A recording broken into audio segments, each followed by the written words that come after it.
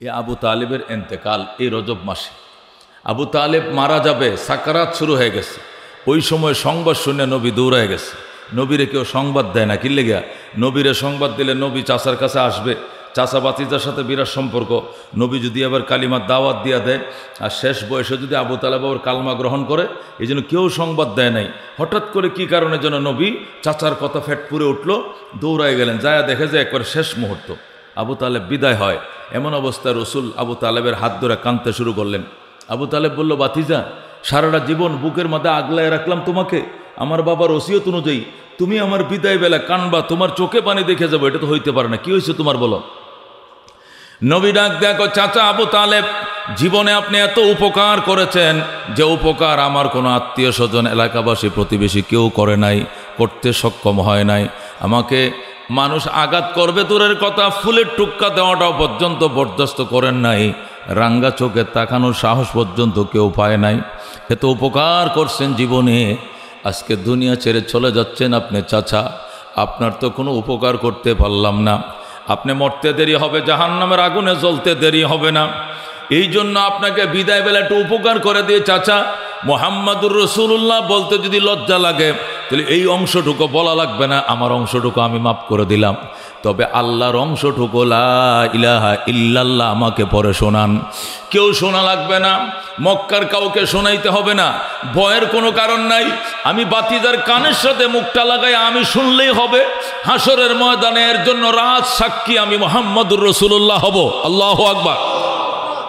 আপনাকে আমি সঙ্গে নিয়ে জান্নাতে যাব, আপনি আমাকে শুনিয়ে শুনে একবার বলেন লা ইলাহা ইল্লাল্লাহ মুহাম্মাদুর রাসূলুল্লাহ। তো বলা দরকার, এইটুকু না বললে আমার অংশটা আমি মাফ করে দিলাম, কিন্তু তাওহীদের অংশটুকু তো আপনি একটু পড়েন, রিসালতের অংশটুকু আমি মাফ করে দিলাম। আবু তালেব কয়, আমার তাহলে উঠায় বসাও, চক্রাস চলতেছে, বুড়া সেন্স নাই। রসুল তাকে উঠায় বসাইলেন, বসানোর পরে মোটামুটি প্রস্তুতি নিল সে কালমা পড়বে। ইতিমধ্যে আবু জাহেলের কাছে সংবাদ আসছে, ইতিমধ্যে আবু জাহেলের কাছে সংবাদ গেছে যে বাতিজার বাণী কেমন যেন চাচা পড়ার জন্য প্রস্তুতি নিয়েছে। একদম বর্ষা, তীর, ধনুক, বল্লম টল্লম, ওই যুগের যে অস্ত্র ছিল সব নিয়ে এসে অ্যাটাক কার উপরে? আবু তালেবের। আবু তালেব, মানুষ বলবে যে সাপ গর্তে যাওয়ার আগে সোজা হয়, আবু তালেবও গর্তে যাওয়ার আগে সোজা হয়ে গেছে। সারা জীবন নেতৃত্ব দিলা মূর্তি পূজার, সারা জীবন নেতৃত্ব দিলা পত্তলিকদের, আর বিদায়ের আগে বাতিজার মন্ত্র পড়া শুরু করছো। একবার বুকের মধ্যে ভার দিমো, এই দিক দিয়ে ঢুকবে, ওই দিক দিয়ে বের হবে, এরকম অস্ত্র তাক ধরে ধরছে। মোহাম্মদ, এখান থেকে বেরিয়ে যাও, ওর চাচার সাথে এত কানাকানি কিসের? যতদিন শক্তি ছিল তোমারে পাহারা দিয়েছে, তোমাকে দেখাশোনা করছে, এখন শক্তি নেই, আর চাচার ধন্না দিয়ে লাভ নেই, নিজের চিন্তা নিজে করো। এই বলে আল্লাহর হাবিবকে তাড়িয়ে দিল। জোরে কর নাউজুবিল্লাহ। আল্লাহর হাবিবকে যখন তাড়িয়ে দেয়, আবু তালেব তাড়ায়ও না। শেষ কিছু কথা আমার বাতিজাকে বলে যায়। আবু তালেব বলতেছে, শোনো বাতিজা, আমার আত্মীয় স্বজন যেটা বলছে আসলে যুক্তিসঙ্গত কথাই বলছে। তোমার ধর্মটা আমার কাছে যদিও বা দুপুরবেলা সূর্যের মতো পরিষ্কার, দুপুরবেলা সূর্য যেরকম পরিচয় করে দেয়া লাগে না, তোমার ধর্ম যে সত্য এটার কোনো পরিচয় করে দেওয়ার দরকার আমার নাই। আমি জানি একমাত্র শুধুমাত্র মুহাম্মাদের ধর্মই সত্য। তারপরে আমি বড় বেকায়দায়। তুমি তো দেখতেছো আমার আপনজন, আত্মীয় স্বজন, আমার জ্ঞাতি গোষ্ঠী সব আমার বিদায় বেলা আমার বিরুদ্ধে অবস্থান নিয়েছে। এই মুহূর্তে যদি তোমার কালমা গ্রহণ করি, গোটা আরবের মানুষ আমাকে লজ্জা দিবে, আমি লজ্জা বরণ করতে পারবো না। কাবিলতুল আরা আলান্নার, আমি লজ্জাকে প্রাধান্য দিলাম জাহান্নামের উপরে। এই জন্য আমি জাহান্নামে যাইতে রাজি আছি, তবু আমি লজ্জাবোধ নিয়ে কবরে যাইতে রাজি না। ইংরেজি বছরের সাথে যদি রোজার সম্পর্ক থাকতো, তো রোজা সারা বছরকালে শীতকালে হতো। বিধর্মীরা, ইহুদিন আসারারা মুসলমানদেরকে নিয়ে টিটকারি মারতো, মস্কারি করতো যে ইসলাম সুবিধার ধর্ম, খালি শীতকালের দিনে রোজা। দেখতাম মুসলমানের ইমান কত শক্ত, দিত ৩৬ মাসের দিনে রোজা। এই জন্য আল্লাহ ছত্রিতেও রোজা দিছি, বৈশাখেও দিছি, হেমন্তেও দিছি, বসন্তেও দিছি, শীতেও দিছি, শরতেও দিয়েছি। আমার বন্দারা শীতকালে যেরকম রোজা রাখতে সক্ষম, জুলাই মাসের সর্বোচ্চ দিন 17.5 ঘন্টা রোজা রাখতেও সক্ষম। যেরকম সুবহানাল্লাহ। যদি লম্বা দিনে আল্লাহ রোজা দিতেন, তাহলে বিধর্মীরা মুসলমানদেরকে নিয়ে কটাক্ষ করতো, ইসলাম এত জুলুমের ধর্ম, ইসলাম এমন বৈষম্যের ধর্ম, এত অত্যাচারের ধর্ম, খালি গরমকালে রোজা দিয়ে রাখে, খালি গরমকালে রোজা, খালি জুলাই মাসে রোজা দিয়ে রাখছে, জুন মাসে শুধু রোজা দিয়ে রাখছে। ইসলামের ভিতরে সহনশীলতা বলতে কিছু নাই, শুধু খালি ইসলামের মধ্যে কঠোরতা। শুধু জুলাই মাসে রোজা দিছে, কি হতো যদি ডিসেম্বরে রোজা দিত? এই জন্য আল্লাহ কয় এই জুলাই, নভেম্বর, ডিসেম্বর এগুলোর সাথে রোজার কোনো সম্পর্ক নেই। রোজার সম্পর্ক কিয়ের সাথে? মুহররম, সফর, রবিউল আউয়াল, রবিউল সানি, জুমাদাল উলা, জুমাদাল উখরা, রজব, শাবান, রমজান, শাওয়াল, জিলকদ, জিলহজ, এই 12 মাসের সাথে রমজানের সম্পর্ক। রমজান 12 মাসে ঘুরতে থাকবে। আল্লাহর বন্দারা বৃষ্টির দিনেও রোজা রেখেছে, আল্লাহর বন্দারা শীতের দিনে রোজা রেখেছে। কাতি মাসের দিনে রোজা রাখার অভ্যাস আমাদের আছে, পৌষ মাসের দিনে রোজা রাখার অভ্যাস আমাদের আছে, আষাঢ় মাসে বর্ষার মাঝে মৌসুমে বর্ষাকালেও আমাদের রোজা রাখার অভ্যাস আছে, 88 সনের বন্যার বছরও আমাদের রোজা রাখার অভ্যাস আছে। আল্লাহ বলেন আমার বন্দাদের জন্য সব সমান, ছোট দিনেও তাদের জন্য সমান, বড় দিনেও সমান। আমি আল্লাহর বিধানের সামনে তারা সর্বদাই প্রস্তুতি গ্রহণ করে থাকে, ঠিক কিনা? এই জন্য ইসলামীর যত এবাদত বন্দিগি আছে, সমস্ত এবাদত বন্দিগির সম্পর্ক চাঁদের সাথে, সূর্যের সাথে না। সূর্য তো স্থির থাকে, সূর্যের বছর তো ডিসেম্বরে শীত পড়ে, সূর্যের বছরে জুন জুলাইয়ে সারা জীবনেই গরম পড়বে। জুন জুলাইয়ে সূর্যের হিসাবে, ইংরেজি বছর হিসাবে গরম পড়বে, আর ডিসেম্বর, নভেম্বর, জানুয়ারি, ফেব্রুয়ারি এগুলোতে সবসময় শীত পড়বে। এই জন্য যদি এইগুলোর সাথে রমজানের সম্পর্ক থাকতো, তাহলে হয়তো রোজা সারা জীবন আবাদুল আবাদ গরমে থাকতো, নয়তো শুধু ঠান্ডার মধ্যে থাকতো, নয়তো শুধু বর্ষা মৌসুমে থাকতো। এই জন্য যে বৎসরটা ঘুরে, এই বছরের সাথে, চাঁদের সাথে আল্লাহ তাআলা সমস্ত ইবাদত বন্দেগীর সম্পর্ক রেখেছেন। যেরকম সুবহানাল্লাহ। হজ করতে মানুষ শীতের দিনে হজ করছে, আমি শীতের দিনে হজ করছি, গরমের দিনে হজ করছি, বর্ষাকালের দিনে হজ করছি। যদিও আরব দেশের মধ্যে শীত বর্ষার প্রভাব কম, গরমের প্রভাবটা বেশি, তারপরেও মৌসুমের ব্যবধানে ঠান্ডা গরম তাপমাত্রার ব্যবধান সৌদি আরবেও হয়। এখনের দিনে বাংলাদেশে তো তাপমাত্রা কত থাকে? 18-20 থাকে মনে করেন, তাহলে সৌদিতে যায় পাইবেন 30-32, কিন্তু জুন জুলাইয়ে সৌদিতে তাপমাত্রা থাকবে 48-50। গত বছরের হজের মধ্যে আরাফার ময়দানে 53 ডিগ্রি সেলসিয়াস তাপমাত্রা ছিল। আমার চোখের সামনে হাজার হাজার হাজি মরে গেল এই বছর ধ্রিম করে পড়ে যায় আর মরে যায়। এরকম শত শত হাজি এবারও মরতে দেখছি। আরও 7-8 বছর আগে একবার, ওই সময় ইরানের প্রায় 8000 হাজি একদিনে মারা গেল চাপকায়া এবং প্রখর গরমের কারণে। একটা মিছিলের মধ্যে ইরানিদের একটা কাফেলা ছিল, এই কাফেলার অধিকাংশ হাজি মারা যায়। বুকে বুকে চাপকায়া, পিছন থেকে চাপ দিয়েছিল পাথর মারার টাইমে, এবং ওভার হিট ছিল। এই জন্য মোহতারাম হাজিরিন, ইসলাম অত্যন্ত সহনশীলতার ধর্ম। ইসলাম কাহার উপর অত্যাচার করে না, অবিচার করে না, অতি সারও দেয় না, অতি অত্যাচার করে না, বাড়াবাড়িও নাই ইসলামের মধ্যে, ছাড়াছাড়িও নাই। ইসলাম হলো বাইনা জালিকা, ইসলাম হলো বাইনা জালিকা, বাড়াবাড়িতেও নাই, ছাড়াছাড়িতেও নাই, মধ্যপন্থার ধর্ম হলো ওয়াকাযালিকা জাআলনাকুম উম্মাতান ওয়াসাতা। আল্লাহ বলেন তোমাদেরকে মধ্যপন্থার উম্মত হিসাবে আমি তৈরি করেছি। যেরকম সুবহানাল্লাহ। ইহুদিদের মধ্যে বাড়াবাড়ি ছিল, আর খ্রিস্টানদের মধ্যে সারাসারি ছিল। আর ইসলাম ধর্মের মধ্যে বাড়াবাড়িও নাই, সারাসারিও নাই, মিডিলের ধর্ম, মাঝামাঝি পঞ্চায়ের ধর্ম ইসলাম ধর্ম। যেরকম সুবহানাল্লাহ। মুহতারাম হাজিরিন, আজকে 10 তারিখ, রজব মাসেরও 10, জানুয়ারিরও 10। আল্লাহ চাইতো এই মাসের 26 তারিখ দিবাগত রাত্রে আল্লাহর হাবিব সাল্লাল্লাহু আলাইহি সাল্লাম মেরাজ করেছিলেন সশরীরে, ঘুমন্ত অবস্থায় নয়, সশরীরে, সজাগ অবস্থায়, স্বজ্ঞানে, আল্লাহর দাওয়াতে, জিব্রাইলকে ড্রাইভার বানায়া এবং মিকাইলকে হেল্পার বানায়া, বুরাককে ভিআইপি বাহন বানায়া, আল্লাহ তার বন্ধুকে সিআইপি যাত্রী বানায়া এক টান নিয়েছেন বাইতুল মুকাদ্দাস। সেখান থেকে এক একটা ধাপে এক একটা আকাশ পার হয়েছেন, 7 ধাপে 7 আকাশ পার হয়ে এরপরে তিনি থেমে গেলেন। ওখান থেকে রফ ওনাকে আল্লাহর বাড়িতে নিয়ে গেল। আল্লাহর বাড়িতে যাইয়া আল্লাহ তাআলা সামনাসামনি বসে গল্প গুজব করে ফজরের আগেই আল্লাহ তার বন্ধুকে মক্কানগরে উম্মতের কাছে পৌঁছায় দেয়। যেরকম সুবহানাল্লাহ। ঐতিহাসিক ওই মেরাজের ঘটনা এই চাঁদের মাঝেই 26 তারিখ দিবাগত রাত্রে অনুষ্ঠিত হয়েছিল। আজকে সেই চাঁদের তাৎপর্য নিয়ে আপনাদের সামনে আমার আলোচনা। এই চাঁদ ওঠার পরে আল্লাহ নবী দোয়া করতেন, আল্লাহুম্মা বারিক লানা ফি রজব শাবান ওয়া বাল্লিগনা রমাদান। ইয়া আল্লাহ রজব এবং শাবানের বরকত আমাকে দাও, রমজান পর্যন্ত আমার হায়াত বাড়ায়া দাও। আল্লাহ তাআলা কার কপালে কবে মরণ রাখছে কেউ জানে না, কেউ জানে না আল্লাহ তাআলা কার কপালে কে মরণ রাখছে। গত রাত্রে, এর আগের রাত্রে আমি ময়মনসিংহ ছিলাম। ময়মনসিংহ তাবলিগের যে বড় মার্কাজ, ওই মার্কাজে আমি ছিলাম। তা আমি প্রথম আমাদের খতমে বুখারী হয়েছে পরশুদিন আমাদের মাদ্রাসায়। সার্জিস আলম এই ধর্মমন্ত্রী কে আমাদের দাওয়াতে সার্জিস আসছিল, সার্জিসের পাশে বসে আমি বক্তব্য দিয়েছি, ফেসবুকে আপনারা দেখছেন। আমাদের খতমে বুখারী অনুষ্ঠানে ওরা আসছিল, আমি ফোন গেছি আর চলে আসছে, যে সমন্বয়কদের নেতারা ওরা আসছে। তো আমি এখানে শেষ করে টাঙ্গাইল গেলাম, মধুপুর বয়ান করে রাত 1টা বাজে ময়মনসিংহ আসলাম। তো 1টা বাজে ময়মনসিংহ এসে আমি বয়ান করতেছি। তো আমার বয়ান শোনার একটা গ্রুপ আছে ওই এলাকার মধ্যে, ওরা একসাথে বসে চার দোকানে আড্ডা দিয়ে হুজুর আইলে ঢুকমো, হুজুর আসার আগে ঢুকমো না। আমি আসছি, ঢুকছে ওরা 10-12 জন বন্ধু একসাথে। ঢুকার পরে বয়ান চলাকালীন অবস্থা দেখি যে একটা ঢলে পড়ে গেছে, পড়ে গেছে না তো গেছে, মানে 1 মিনিটের সময় পরে ওখানেই বাস সে কালমা পড়তেছে, আমি শুনতেছি। পরে আমি মাইক বন্ধ করে দিছি, কালমা পড়তে পড়তে সে বিদায়। পরে আমি ওখানে ছিলাম রাত্রে। ওরা কালকে জোহরের নামাজের পরে জানাজা হয়েছে, হাজার হাজার মানুষ, ময়মনসিংহের মানুষ।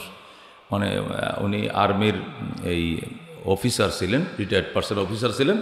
রিটায়ার্ড করার পর থেকে নিয়ে অদ্যাবধি পর্যন্ত তাবলিগের কাজ করতেন। ময়মনসিংহের তাবলিগের যে বড় মার্কাজ আছে, উনি ওনার বাড়ি নেত্রকোনা, কিন্তু ময়মনসিংহে এসে জায়গা কিনে এখানে বাড়ি করছে মার্কাজের পাশে।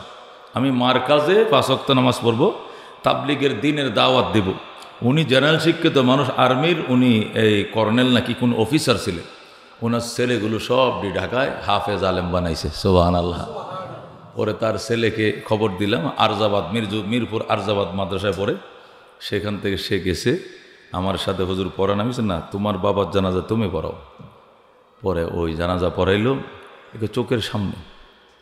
এই জন্য বাজান, মৃত্যুর তো আর হাত পা নাই, কখন কার ডাক এসে যায়। এই জন্য আল্লাহ নবী শিখাইছেন যে রজবের চাঁদটা উঠার পরে এই দোয়াটা যদি কায়মনোবাক্যে পড়ো, তোমার মরণ যদি রমজানের আগেও থাকে, তোমার দোয়ার বরকতে আল্লাহ মরণ স্থগিত করবেন, তোমাকে রোজাগুলো রাখার সুযোগ দিবেন। যেরকম সুবহান।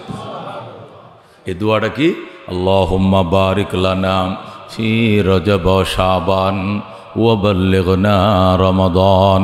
ইয়া আল্লাহ, রজব এবং শাবানের বরকত আমাকে দাও, রমজান পর্যন্ত আমার হায়াত বাড়ায়া দাও। মুহাদ্দিসিনে কেরাম বলেন, মানুষ যদি হৃদয়ের গহীন থেকে মহব্বতের কণ্ঠে আল্লাহর দরবারে দোয়াটা করে, আল্লাহ তাআলা তার মরণ রমজানের আগে লেখা থাকলেও রোজার আগে তার মরণ দিবে না, তার মরণ রোজা রাখা অবস্থায় হবে। রমজানে যদি রোজা রাখা অবস্থায় আল্লাহর বান্দার মৃত্যু হয়, তো শাহাদতের মর্যাদা লাভ করবে, কবরের সওয়াল জবাব মাপ, কবরে আযাব মাপ। সূরা সুবহান। সোজা আল্লাহ বললে দিবেন, আল বিসুহা বিলিবাসিল জান্নাহ, জান্নাতের পোশাক পরায় দাও। ওয়ফরিসুলাহা ফেরাশাল জান্নাহ, জান্নাতের চাদর বিছায় দাও। দরজা খুলে দাও। ওয়ফতাহু লাহু বাবা মিনাল জান্নাহ, জান্নাতের দিকে তার একটা গেট খুলে দাও। যেরকম সুবহানাল্লাহ। ফিন ফিন ফিন ফিন বাতাস জান্নাত থেকে আসতে থাকবে, এয়ার কুলারের বাতাস আসবে, আর এই বাতাসে সে ঘুমিয়ে যাবে। এক ঘুমে কমপক্ষে 40,000 বছর সে ঘুমাবে। যেরকম সুবহানাল্লাহ। সর্বশেষ যে লোকটা দুনিয়ার থেকে বিদায় নেবে, এরপরে আর কেউ মরবে না, এই লোকটাও কমপক্ষে 40,000 বছর ঘুমাবে।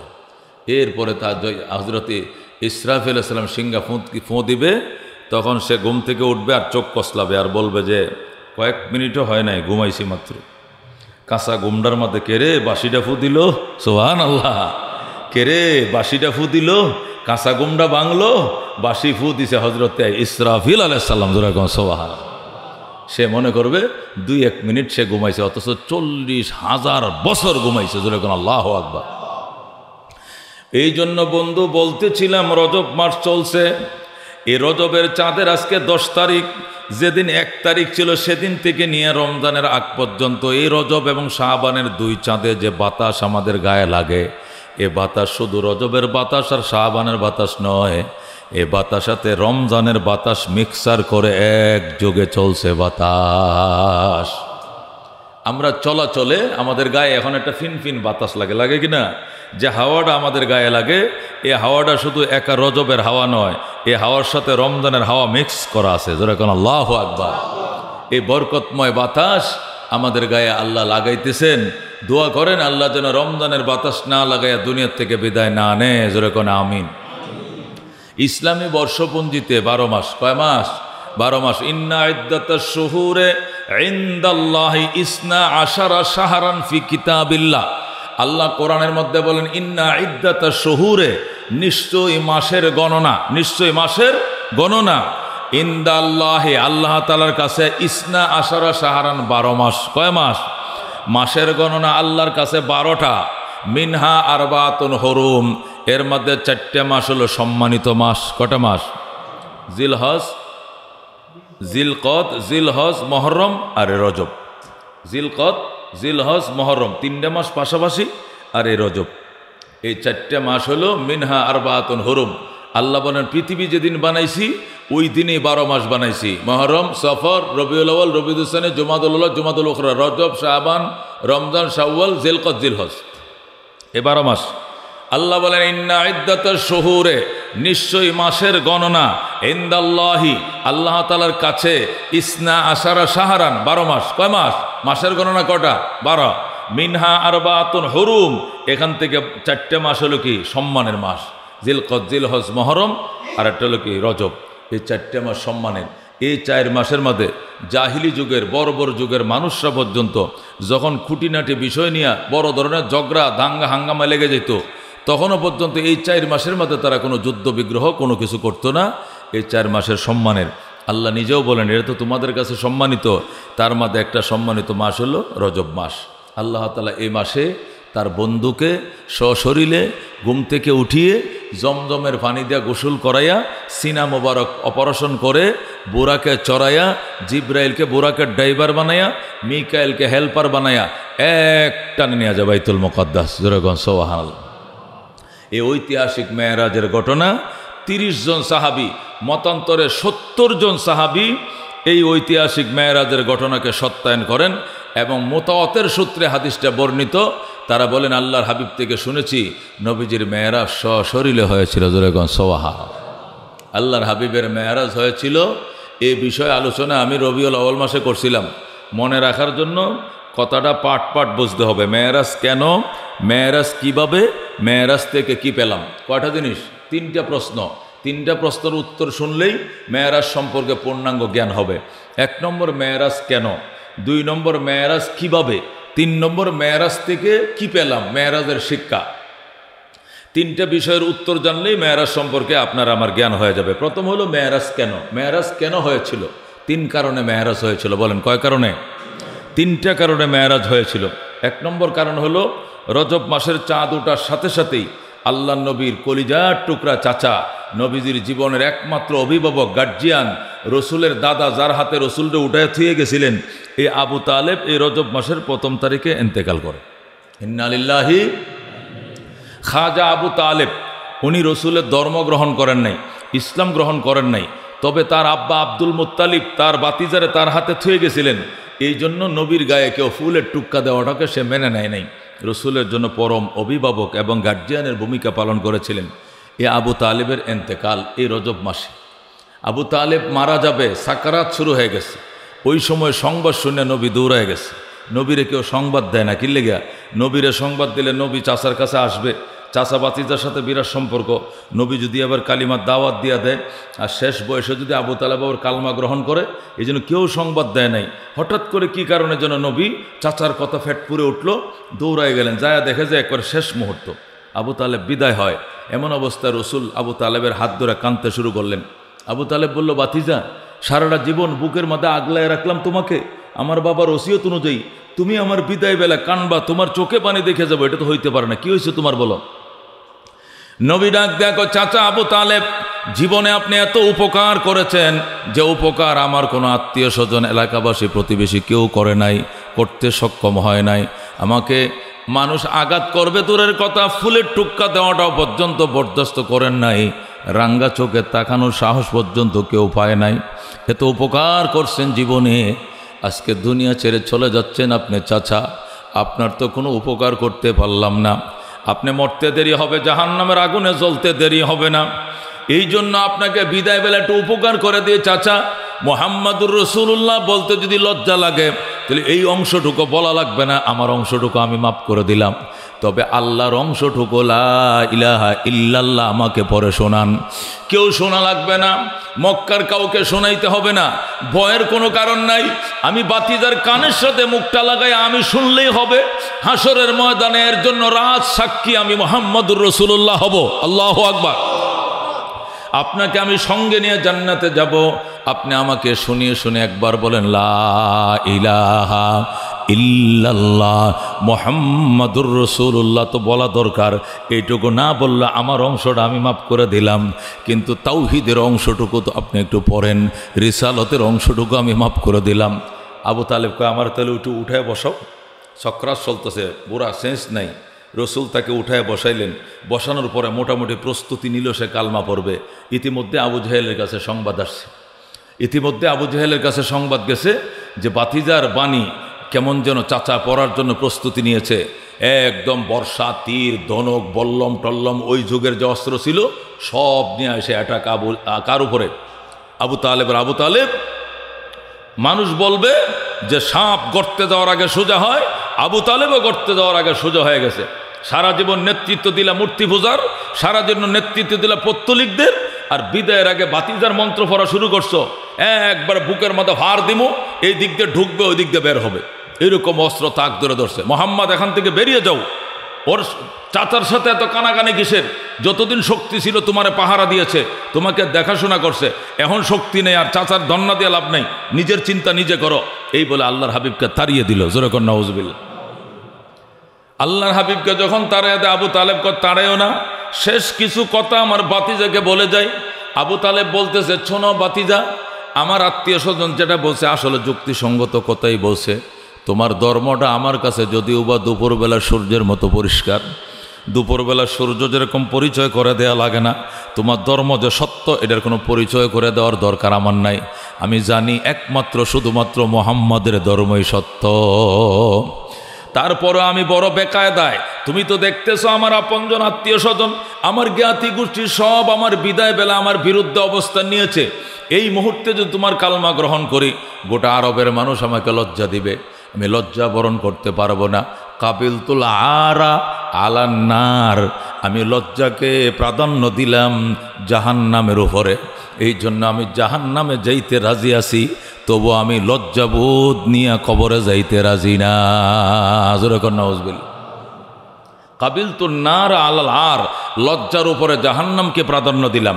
আমি প্রয়োজনে জাহান্নামে যাব, তবু আমি লজ্জার ইতিহাস তৈরি করে মক্কায় আমি যেতে পারবো না। আমি আমার বাপ দাদার ধর্মের উপরে বিদায় হইলাম, তুমি যাও বাবা, আল্লাহ তোমাকে হেফাজত করুক। এই কথা বলে বাতিজারে তাড়ায় দিয়া এরপরে সে সেই কুফুরির কালিমার উপরে তার মরণ। জোরে কর নাউজুবিল্লাহ। আল্লাহর হাবিব সাল্লাল্লাহু আলাইহি ওয়াসাল্লাম কান্নাকাটি করে বাড়িতে গেলেন, চোখগুলো কালো অন্নাপ আনারের মতো লাল হয়ে গেল। খাদিজাতুল কুবরা বললেন, স্বামী গো আমার, কে আপনাকে মারছে, কে আপনাকে গালি দিয়েছে, আপনার চোখগুলো লাল কেন, কে আপনাকে অপমান অপদস্থ করেছে? রসুল বলেন, খাদিজা, কেউ আমাকে অপমান অপদস্থ করে নাই, তবে আমার একমাত্র অভিভাবক, আমার জীবনের একমাত্র গার্জিয়ান, আমার দাদার ওসি আবু তালেবকে এইমাত্র দাফন কাফন করে আসছি। আগামীকাল থেকে আমি মক্কায় বের হলে আমার গায়ে যদি দুশ্মন পাথর মারে, ফিরানোর মতো কেউ নাই খাদিজা। এই জন্য আমি অনেক কান্নাকাটি করেছি। খাদিজাতুল কুবরা বলেন, ইয়া রাসূলুল্লাহ, এ হাবিব আল্লাহ, আপনি এই নিয়ে তো টেনশন কেন করেন? ছোটকালে বাবা হারাইছেন, বাবার সাথে তো আপনার দেখাই নাই। 6 বছর বয়সে মা হারাইছেন, 8 বছর বয়সে দাদা হারাইছেন, আর এখন 50-এর আগে আপনার চাচাকেও হারাইছেন। আপনি কান্নাকাটি কইরেন না। আমি খাদিজা সোজা হিসাব যেটা বুঝি সেটা হলো এই, আল্লাহ যার গার্জিয়ান হবে এর জন্য দুনিয়াতে কোনো গার্জিয়ান আল্লাহ রাখবেন না। সুবহানাল্লাহ। আল্লাহ নিজে আপনার অভিভাবক সাজছে, উনি আপনার অভিভাবকত ডিউটি করতে চায়। এই জন্য দ্বিতীয় কোনো অভিভাবক ওনার কাছে ভালো লাগে না, এই জন্য কোনো অভিভাবক রাখেও নাই। বাকি যেগুলো আছে ওইগুলো রাখবে না, সব দিকে নিয়ে নেবে। উনি একাই থাকবে আপনার জন্য অভিভাবক। যেরকম আল্লাহু আকবার। হযরত মুহাম্মদুর রাসূলুল্লাহ সাল্লাল্লাহু আলাইহি ওয়াসাল্লাম বলেন, খাদিজা তুমি আবার কি শুনাইলাম? এটাই বাস্তবতা, এটা আমার ক্ষুদ্র জ্ঞান, আল্লাহ এবং আল্লাহর রসুল ভালো জানে। তবে আমি খাদিজা যারা মনে করি আপনার অভিভাবক আল্লাহ নিজে সেজেছেন। এই জন্য দুনিয়ার কোনো অভিভাবক রাখছেন না এবং রাখবেনও না। না হলে দুনিয়াতে মানুষ বাপ হারাইলে তো মা থাকে, মা হারাইলে তো বাবা থাকে। আপনি বাবাও হারাইলেন, মাও হারাইলেন, বাবা মা দুইটা হারাইলে দাদা হইলেও তো থাকে। আপনি দাদাও হারাইলেন, দাদা হারাইলে চাচা হইলেও তো থাকে। আপনি চাচাও হারাইলেন, ওই দিন দেরি নয় যেদিন আমি খাদিজাকেও আপনি হারিয়ে চলে যাবেন। আল্লাহু আকবার। ওই দিন দেরি নয় যেদিন আপনি খাদিজাকেও হারাইবেন। নবী কই এটা আবার কি বললা তুমি? কয় হ, আমার তো মনে সাক্ষী দেয় সপ্তাহ পাড়ি দেয় কিনা, সপ্তাহ পাড়ি দেয় কিনা আমি খাদিজাতুল কুবরাও দুনিয়া থেকে বিদায় হয়ে যাব। এই ভবিষ্যৎবাণী খাদিজা বলার এক সপ্তাহ পরে খাদিজাও ইন্তেকাল। হাইরে, নবীজির চাচাও নাই। এটা রজব মাসের প্রথম সপ্তাহের ঘটনা। দ্বিতীয় সপ্তাহের ঘটনা, ওয়াইফও নাই। তখন ওনার ওয়াইফ একজনই, শুধু খাদিজাই, এছাড়া দ্বিতীয় কোনো স্ত্রী রসুলের ছিল না। আল্লাহর হাবিব খাদিজাকে হারাইয়া দেওয়ানার মতো হয়ে গেলেন। হাইরে, বাহিরেও কোনো আমার গার্জিয়ান নাই। সারাদিন মানুষের প্রহার সহ্য করার পর রাত্রিবেলা ঘরে আইলে আমার ঘরের অভিভাবক ছিল আমার খাদিজা, আমাকে সান্ত্বনা দিত, আমার আঘাতের উপরে মলম মালিশ করত। আজকে খাদিজাও নাই, আমি কই যাবো? আমার তো রাস্তায় বের হওয়ার কোনো রাস্তা নাই। দুনিয়াতে চলতে গেলে লোক লাগে, আমার তো কোনো লোক নাই, আমি কই যাব? আল্লাহর হাবিব নিজের পালক পুত্র যায়েদ ইবনে হারেসাকে জড়ায় ধরে কান্দে, যায়েদ আয়, পালক পুত্র এবং পিতা মিলে যেদিক খুশি সেদিক চলে যাব। এই বলে হজরতে যায়েদ ইবনে হারেসাকে নিয়ে নবীজি চলে গেলেন তায়েফে। কোথায় গেলেন? গেলেন তায়েফে। প্রথম সপ্তাহ হারালেন চাচা, দ্বিতীয় সপ্তাহ হারালেন কাকে? বেগমকে। তৃতীয় সপ্তাহে গেলেন তায়েফ। তায়েফবাসীদেরকে উঠানে বসাইলেন, উঠান মিটিং করলেন, উঠান বৈঠক। বললেন, প্রিয় তায়েফবাসী, ছোটকালে আমি মা আমাকে দুধ পান করায় নাই, আমাকে তোমাদের দেশের হালিমার কাছে পাঠিয়ে দিয়েছিলেন। আমি হজরতে হালিমায় সাদিয়ার দুধ পান করে আমাকে আল্লাহ বড় বানাইছেন। আপনারা আমার মাতুল দেশের মানুষ, আপনাদের প্রতি আমি চিরঋণী। খাদিজা হজরতে হালিমার কলিজার দুধ খাই আমি বড় হয়েছি। আল্লাহ আমাকে নবুয়ত দিয়েছেন, আমি আল্লাহর পয়গাম্বর। শুধু পয়গাম্বর নয়, পয়গাম্বরদের পয়গাম্বর, নবীদের নবী, আমি সর্বশ্রেষ্ঠ নবী এবং আখিরি নবী। আমি আপনাদের কাছে এসেছি একটা দাওয়াত নিয়ে।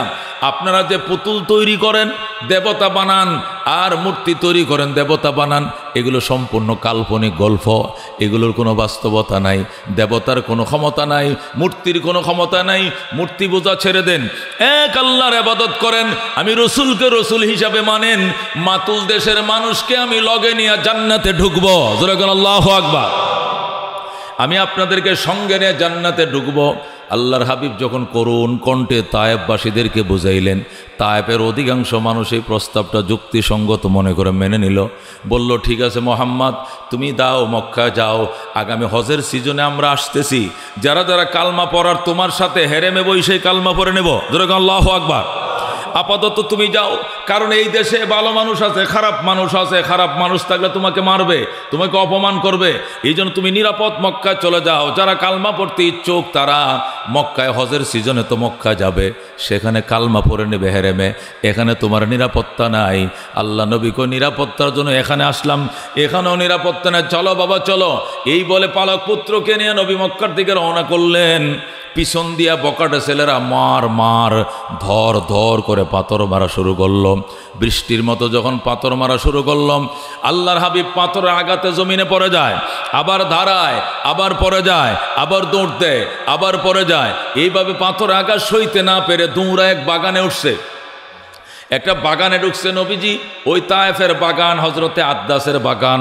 আল্লাহু আকবার। বাগানে যায় দেখে আঙ্গুর বাগানের মালিক, পাশে খেজুর বাগান, এই পাশে আঙ্গুর বাগান।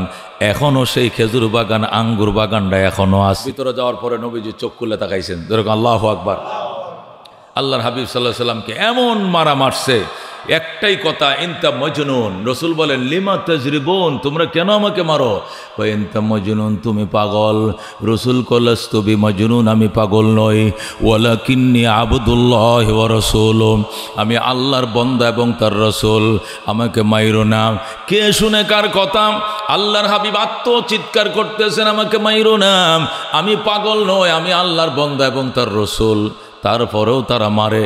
নবীজি একবার জ্ঞান হারিয়ে ফেলে, আবার জ্ঞান ফিরিয়ে আসে, আবার কানতে থাকে মাইরো না মাই রোনা কাফের মাইরো না, আমি নবী পাগল না, আমি নবী পাগল না।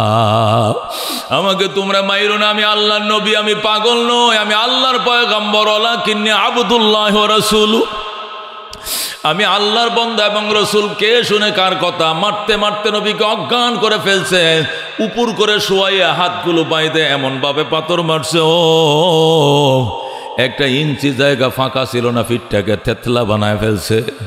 আল্লাহর হাবিবের এই গাগুলো শুকানোর পর আল্লাহ নবী কোনো স্ত্রীকে পিঠটা দেখাইতেন না, কোনো দিন গেঞ্জি গায়ে দিয়া থাকতেন।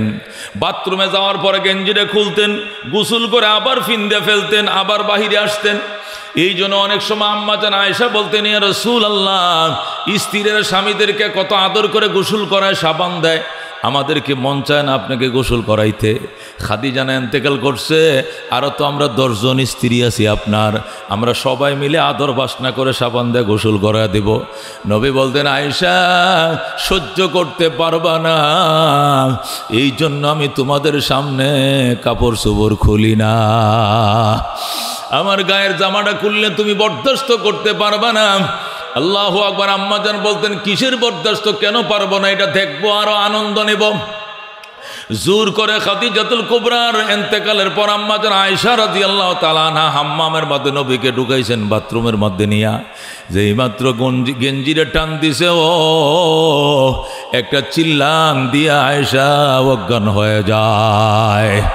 আল্লাহ নবী ডাক, দেখো আয়েশা, আমি এই জন্যই তো তোমাদেরকে আমার পিঠটা জীবনে দেখাই নাই, তুমি সহ্য করতে পারবা না। পানি ডালতে ডালতে আম্মাজানের জ্ঞান ফিরে আইছে। আম্মাজান আল্লাহু আকবার কাঁদতেছে, রসুল গো, ছোটবেলায় আপনি বাবা হারাইছিলেন, আপনার কি চাচারা ছিল না, আপনার দাদারা কি ছিল না, আপনার ছোটবেলায় বসন্ত রোগ হয়েছিল, আপনারা কি চিকিৎসা করার মতো কোনো মানুষ ছিল না, আপনার পিঠের এই অবস্থা কেন, এটা তো সহ্য করা যায় না। নবী বলতেন, আয়েশা, আমার কোনোদিন গুটি বসন্ত হয় না রে আয়েশা, আমার মাতুল দেশের মানুষ আমারে মারছিল, ওই দিন ফিরানোর মতো কোনো মানুষ ছিল না রে আয়েশা, তারা মনের মতো করে আমি নবীরে মারছিল। জিবরাইল আইসা আমার ফিটের মধ্যে থুতু দিয়ে দিছিল, এরপরে আমার ফিটের দাগগুলো থেকে যায়, গাগুলো শুকায়। আয়েশা এই কথা আর মনে করে, কলিজার মধ্যে আর আগুন দিও না আয়েশা, এই জন্য আমি কোনোদিন আর গেঞ্জি তোমাদের সামনে খুলবো না। ও দুস্থ, এমন মারা মারছিল আল্লাহ নবীকে, ও বন্ধু, নবী জ্ঞান হারায় ফেলছে। হযরত আদ্দাস আইসা নবীর মুখের মধ্যে কয়েকটা আঙ্গুরের রস ছিপ দিয়ে দিছে, এ কয়েক ফোঁটা রস বুকের মধ্যে যাওয়ার পর নবী তাকাইছে, ওই জায়গাটা যেখানে নবী পড়ছিলেন আর গায়ের রক্ত দিয়ে লাল হয়েছিল, ওই জায়গার মধ্যে একটা মসজিদ বানায় রাখছে সৌদি গভর্নমেন্ট। এই মসজিদের নাম ওই গোলামের নামে, যে গোলাম নবীর মুখে রস দিছিল, গোলামের নাম ছিল আদ্দাস, এই জন্য এই জায়গাটার নাম মসজিদে আদ্দাস। বারবার গেছি, গত রমজানেও গেছি, আগেও গেছি, এবার হজের মধ্যেও গেছি।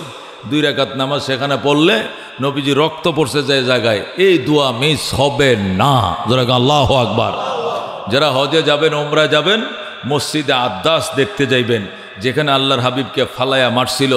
আর নবীজির গায়ের রক্তের জুতাগুলো, ওই শু জুতা ছিল, কোলওয়ালা জুতা, একবার শরীরের রক্ত, কোলগুলো রক্তে ভরে গিয়েছিল।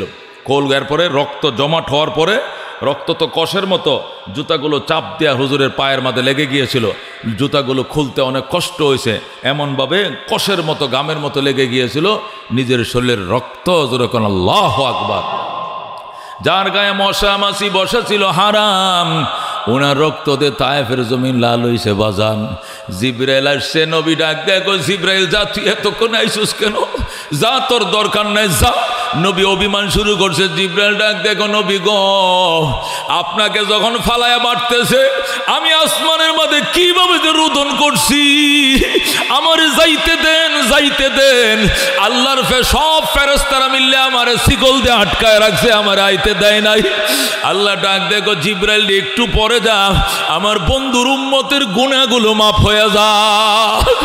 আল্লাহ আপনারে মার খাওয়ায়া উম্মতের গুনাহ মাফ করায়, আমার কিছু করার নাই গো বন্ধু, আমারে আপনি বদ্ধ দিয়েন না। আপনার মায়ের খাওয়ায়া আপনার রব আপনার উম্মতের গুনার গুনাহ মাফ করে। আল্লাহু আকবার। এরপরে আমার এতক্ষণে পাঠাইছে জিব্রাইল তুই কি লই আইছো? আমি একা আসি নাই, 40,000 ফেরেশতা নিয়ে আইছি। ওই পাশে 20,000 ফেরেশতা, ওই পাশে 20,000। আপনি শুধু অনুমতি দিবেন, দুইটা পাহাড় এমন জোরে চাপ দেব তায়েফের বেঈমানদেরকে পাউডার বানায় ফেলাইব। জোরে আল্লাহু আকবার।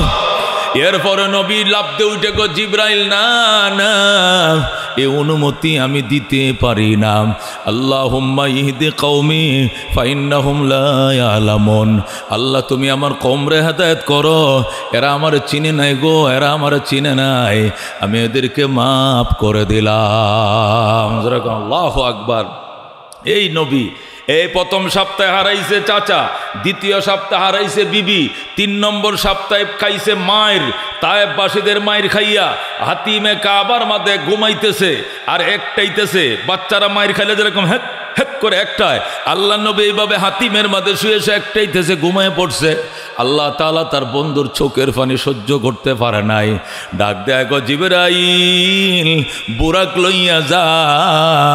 চতুর্থ আকাশে একটা বাহন আছে, এর আগে এই বাহন জমিনে কোনোদিন কদম রাখে নাই, এই বাহনটার নাম বুরাক। বুরাক লইয়া যাম, তুই হবে বুরাকের ড্রাইভার, মিকাইল হবে হেল্পার, আর আমার বন্ধু হবে ভিআইপি যাত্রী। একটানে আমার বাড়িতে পৌঁছায় দে। আল্লাহু আকবার। এই 3টা বেদনার সান্ত্বনার জন্য আল্লাহ তার বন্ধুকে মেরাজ করাইছিলেন। যেরকম সুবহানাল্লাহ। তাহলে 1 নম্বর প্রশ্ন, মেরাজ কেন? 3 কারণে মেরাজ। প্রথম সপ্তাহে চাচা হারাইছে, দ্বিতীয় সপ্তাহ বেগম হারাইছে, তৃতীয় সপ্তাহ তায়েফবাসীদের কর্তৃক নির্যাতনের শিকার হয়েছে। এই 3টা বেদনা যখন একসাথে চাপ দিছে, বেদনা নিয়ে রসুল ঘুমাইছে। আল্লাহ তার বন্ধুকে সান্ত্বনা দেওয়ার জন্য নিজের বিশেষ বাড়িতে ডাইকে নিছে। যেরকম সুবহানাল্লাহ। দেশে যদি মারাত্মক দুর্ঘটনা, মর্মান্তিক দুর্ঘটনা ঘটে, মর্মান্তিক দুর্ঘটনা যখন দেশে ঘটে, তখন ওই দুর্ঘটনায় কবলিত ফ্যামিলিগুলোকে প্রধানমন্ত্রী তার বিশেষ বাসভবনে ডাইকে নেয়, নিয়ে সেখানে পদ্মায় নিয়ে, যমুনায় নিয়ে, বিশেষ ভবনে নিয়ে, গণভবনে নিয়ে কি করে স্পেশাল সান্ত্বনা দেয় এবং প্রমোদনা দেয় বা টাকা দেয়, আরো অনেক কিছু দেয়, সান্ত্বনা দেয়। আল্লাহু আকবার। ওই সেগুন বাড়ির অগ্নি, সেগুন বাগিচা না, সেগুন বাড়িতে অগ্নি লাগছিল মনে আছে? তখন প্রধানমন্ত্রী প্রত্যেকটা ফ্যামিলিকে ডাইকে নিয়েছিল, নিয়া টাকা দিছে, নগদ সান্ত্বনা দিছে। এটি সব দেশের সব রাজারাই দেয়। এটা বিশেষ প্রণোদনা এবং বিশেষ সান্ত্বনা নিজের বাসভবনে ডাইকে নিয়ে আসা। আল্লাহ তার বন্ধুকে জমিনেও সান্ত্বনা দিতে পারতেন জিব্রাইলের মাধ্যমে। আল্লাহ বলছেন জিব্রাইল দিয়ে সান্ত্বনা হবে না, আমি নিজে আমার বাড়িতে আইনা সামনাসামনি চেয়ারে বসায়, এরপরে বলবো এর জন্য কি চান, যা চাইবেন তাই দেওয়া হবে। যেরকম আল্লাহু আকবার। বাকি আলোচনা আল্লাহ চাহে তো আগামী শুক্রবারে। আজকে অনেক হয়েছে, আল্লাহ তাআলা যতটুকু শুনছি এগুলো উপলব্ধি করে এর জন্য দিল নরম করে কান্নাকাটি করার তৌফিক দান করে। যেরকম আমিন। ও আখিরু দাওয়ানা আনিল হামদুলিল্লাহি রাব্বিল আলামিন। যারা সুন্নত পড়ে না 4 রাকাত সুন্নত পড়ে না।